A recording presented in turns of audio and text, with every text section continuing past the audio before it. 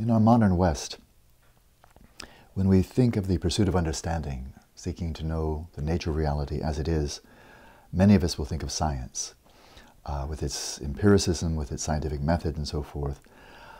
But scientific knowledge is often divorced from or has very little to do with our pursuit of happiness, of finding a more meaningful life, or genuine happiness. People who are intent on happiness often look for entertainment or vacation or holidays and the like, things that make them happy, but that pursuit of happiness is often seen as entirely unrelated to any pursuit of understanding. And likewise, virtue. Virtue is something often associated with religion, but often that doesn't have a whole lot to do with happiness and little, if anything, to do with understanding. And so these three pursuits, each of them very noble, very worthy pursuits, pursuit of genuine happiness, of understanding, of virtue, these have become quite disintegrated in our modern world.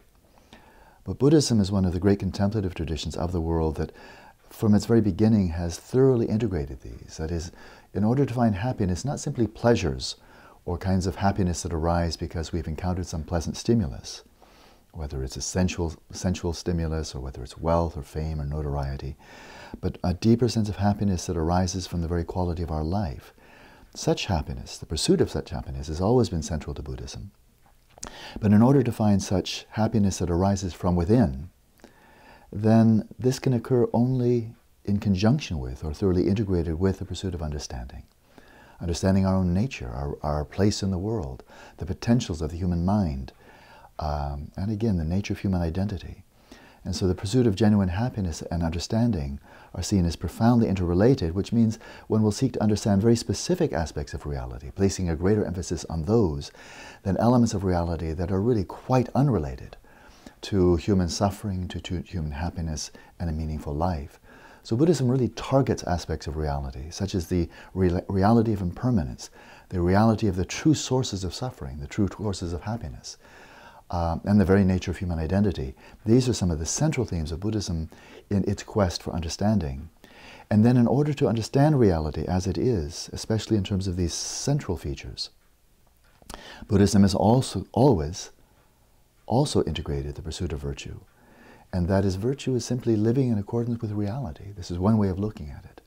That is, if our existence is one of profound interdependence, interdependence among all human beings, the human species with other types of species, and with the ecosphere or the natural environment at large.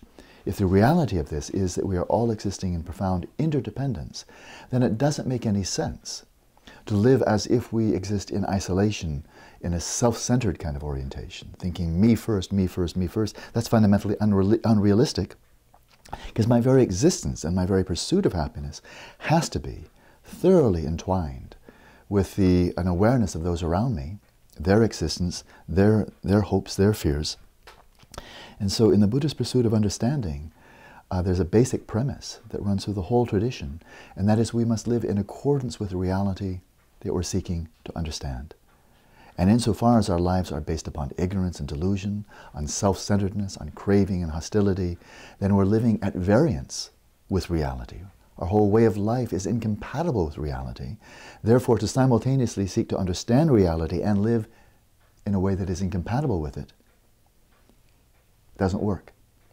So in the pursuit of understanding in Buddhism, ethics is built in. It's not an addition, it's not an ornament, it's not one of the optional aspects of practice.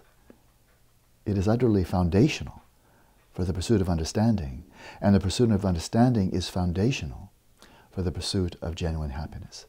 So these three pursuits of virtue, of kindness, compassion, patience, understanding, mindfulness, wisdom, and so forth, such virtue, the cultivation of such virtue, the enactment of such virtue in the world, this is foundational for the pursuit of understanding, without which we'll not gain such experiential understanding. But the experiential understanding naturally gives rise to a deepening sense of well-being, a sense of meaning, a sense of fulfillment. So this is something that I can't say is unique to Buddhism. One finds this in early Christianity, one finds it in the contemplative traditions of the world throughout. But this is very vibrant, very explicit, very dynamic in the Buddhist tradition. And I think this is a message, an orientation towards the pursuit of happiness, understanding, and virtue that is universal.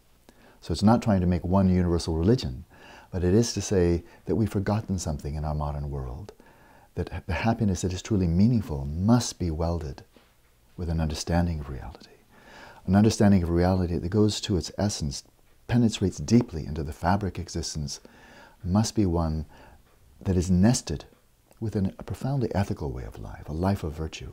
The intertwining of these three themes, central to Buddhism, central to contemplative traditions throughout the world, but largely lost, forgotten in modernity. And this, I think, is one of the most important things we've lost, but Buddhism and the other contemplative traditions may restore us from this type of amnesia, help us remember, and reorient our very pursuits of happiness, the way we seek reality, to understand reality, and our very understanding of virtue, that it's not something isolated, but something profoundly integral to our pursuits of happiness and of understanding. I think this is a universal message.